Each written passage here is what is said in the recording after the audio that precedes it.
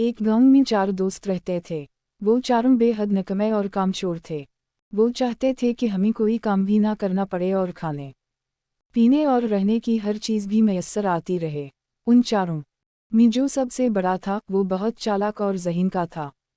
इसने इन्हीं लोगों को बेवकूफ़ बनाकर पैसे बटोरने का एक अजीब तरीका बताया। इसने कहा, हम किसी दूसरे गांव चले जाते हैं, वहाँ के लोग हमारे लिए अजनबी होंगे और हम उनके लिए अजनबी होंगे। हम गांव के अमीर लोगों के पास जाकर झूठ मूठ की कहानियाँ सुनाएंगे और अपनी मजलूमियत बयान करेंगे, यूं हमें कुछ ना कुछ पैसे मिल ही जाएंगे। तीनों दोस्तों ने इस तरीक़ा से इत्तिफाक किया। चुनांचे अगले ही दिन चारों दोस्तों ने रखत सफ़र बांधा और एक गांव में पहुंचे। वहाँ के अमीर लोगों के पास जाकर अजीब वाओ गरीब झूठी कहानियाँ घड़ते और बाज़ दफ़ा अपनी मजलूमियत बयान करते तो लोग उनको पैसे दे देते।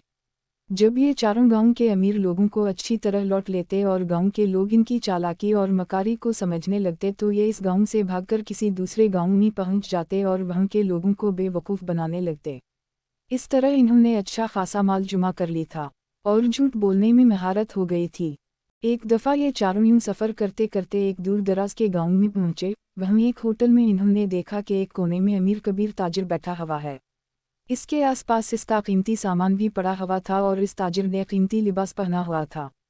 ताजिर को देखकर इन चारों के मुंह में पानी भर आया और सब सोचने लगे कि किसी तरह इस ताजिर का सब माल हमें मिल जाए। इन चारों में सबसे बड़े के जहन में एक तरकीब आई। इसने ये तरकीब तीनों को बताई तो तीनों ने इस बात में सर हिला दिए। चुनांचे ये चारों दोस्त ताजिर के पास गए। सलाम दुआ के बाद उनमें से एक दोस्त ने ताजिर से कहा, अगर आप रजामंद हों तो हम आपके साथ एक खेल खेलना चाहते हैं। वो ये कि हम सब एक दूसरे को झूठी कहानियाँ सुनाएंगे और शर्त ये होगी कि उन झूठी कहानियों को सच कहना पड़ेगा। अगर उन कहानियों पर किसी ने झूठा होने का इल्ज़ाम लगाया तो वो हार जाएगा और उस हारने वाले का सारा माल ले लिया जाएगा।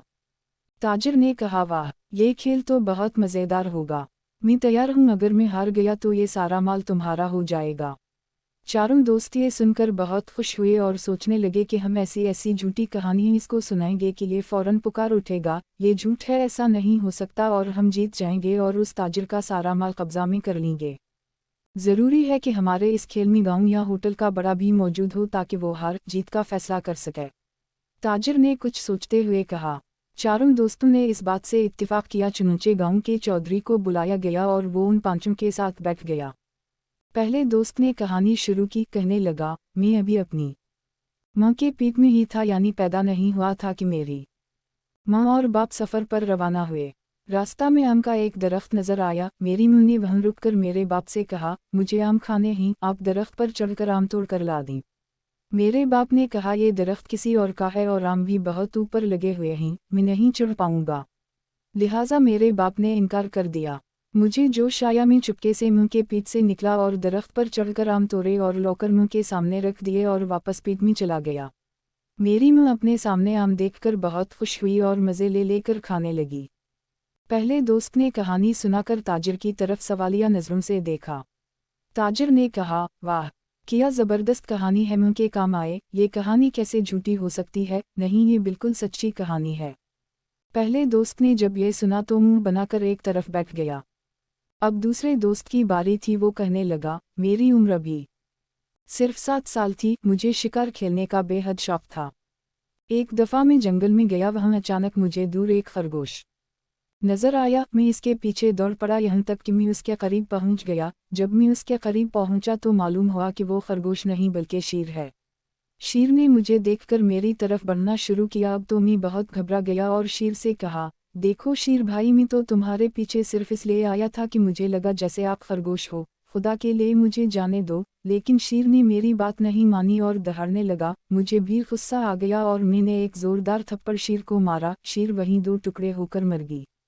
वाह वाह, क्या बहादुरी है, बंदा को ऐसा ही बहादुर होना चाहिए। ये कहानी बिल्कुल झूठी नहीं हो सकती। ताजिर ने दूसरे दोस्त की कहानी सुनकर उसे दाद देते हुए कहा। अब वो दोनों दोस्त जिन्होंने कहानी सुनाई थी, इन्होंने अपने तीसरे साथी को चुपके से हिंक मारी कि तो कोई ऐसी गजब की झूठी कहानी सुना जिसे ताजिर फौरन झूठ मान ले। चुनांचे तीसरे दोस्त ने कहना शुरू किया, मुझे मछलियाँ पकड़ने का बहुत शौक था। उस वक्त मेरी उम्र सिर्फ 1 साल थी। एक दिन में दरिया के किनारे गया और वहाँ पानी में जाल डाल कर बैठ गया। कई घंटों जाल लगाने के बावजूद एक मछली भी जाल में ना आई। मैंने पास खड़े मछिरों से पूछा कि आज दरिया में मछली नहीं है क्या? इन्होंने बताया कि 3-4 दिनों से एक भी मछली हमें नजर नहीं आई। मैं ये सुन हैरान हुआ और दरिया में गोता लगा दिया। दरिया की तह में पहुंचकर मैंने देखा एक बहुत बड़ी मछली बैठी हुई है और आसपास की तमाम छोटी बड़ी मछलियों को खाए जा रही है। ये देखकर मुझे इस बड़ी मछली पर बहुत गुस्सा आया। मैंने इस मछली को एक ज़बरदस्त मुक्का रसीद किया और उसे वहीं ढेर कर दी। फिर मैंने वहीं दरिया की तह में बैठकर आग जलाई और वहीं मछली पकाई और खाकर वापस दरिया से बाहर आ गया और अपना सामान लेकर घर की तरफ चल पड़ा। तीसरे ने कहानी सुनाकर उम्मीद भरी नज़रों से ताजिर की तरफ देखा। ताजिर ने कहा, बहुत अच्छी कहानी है, दरिया की सब छोटी मछलियों को आज़ादी दिलाई, कितना नेकी का काम है, बिल्कुल सच्ची कहानी है। अब चौथे दोस्त की बारी थी। उसने कहना शुरू किया, मेरी उम्र सिर्फ 2 साल थी। एक दिन मैं जंगल में गया, वहाँ खजूरों के बड़े बड़े दरख्त थे और उन पर खजूरें बहुत लगी हुई थीं। मेरा बहुत दिल चाहा कि मैं खजूरें खाऊं। चुनूंचे मैं दरख्त पर चढ़ा और पेट भर कर खजूरें खाएं। जब मैंने दरख्त से नीचे उतरने का इरादा किया तो मुझे लगा मैं नीचे उतरते उतरते गिर जाऊंगा। मैं भूल गया था कि दरख्त से नीचे कैसे उतरते हैं। मैं दरख्त पर बैठा रहा यहाँ तक कि शाम हो गई। अचानक मेरे जहन में एक तरकीब आई कि क्यों ना मैं गांव से सीढ़ी लौकर उसके जरिए से नीचे उतरूं। चुनूचे में गांव गया, वहां से सीढ़ी उठाकर दरख्त के साथ लगाई और उसके जरिए से नीचे उतर गया। अब चारों दोस्तों ने उम्मीद भरी नज़रों से ताजिर को देखा कि अब ज़रूर कह देगा नहीं ये कहानी झूठी है। लेकिन ताजिर ने आगे बढ़कर चौथे से हाथ मिलाया और कहने लगा, क्या ज़बरदस्त दिमाग पाया है। ऐसी तरकीब तो बहुत ज़हीन आदमी के जहन में आ सकती है। बिल्कुल सच्ची कहानी मालूम होती है। अब तो चारों बहुत घबराए कि कहीं हम हार ना जाएं और हमारा सारा माल ये ताजिर ले उड़े। कहानी सुनाने की बारी अब ताजिर की थी। ताजिर कहने लगा, मैंने बहुत साल पहले एक खूबसूरत बाग लगाया था। इस बाग में एक सुनहरे रंग का बहुत नायाब दरख्त था। मैं इसकी खूब हिफाजत करता था और इसको रोज़ पानी देता था, यहाँ तक कि 1 साल बाद इस दरख्त पर 4 सुनहरे रंग के सेब नमूदार हुए। वो सेब बहुत खूबसूरत थे, इसीलिए मैंने उनको नहीं तोड़ा और दरख्त पर लगा रहने दिया। एक दिन मैं अपने बाग में काम कर रहा था कि अचानक उन चारों सेबों से एक एक आदमी निकला। चूंकि ये चारों आदमी मेरे बाग के एक दरख्त से निकले थे, इसलिए मैंने उनको अपना गुलाम बना लिया और चारों को काम पर लगा दिया। लेकिन ये चारों बहुत नकमे और कामचोर थे। एक दिन ये चारों भाग गए और खुदा का शुक्र है आज वो चारों गुलाम मेरे सामने बैठे हैं। ये कहानी सुनकर चारों दोस्तों के औसान फतह हो गए। गाँव के चौधरी ने पूछा, हम बताओ ये कहानी सच्ची है या झूठी? चारों दोस्तों के हाथ पांव ठंडे हो गए। ताजिर की इस कहानी को झूठ कहीं तो उनका सारा माल ताजिर का हो जाता है और अगर सच कहीं तो ताजिर के गुलाम करार पाते हैं। चुनूचे चारों खामोश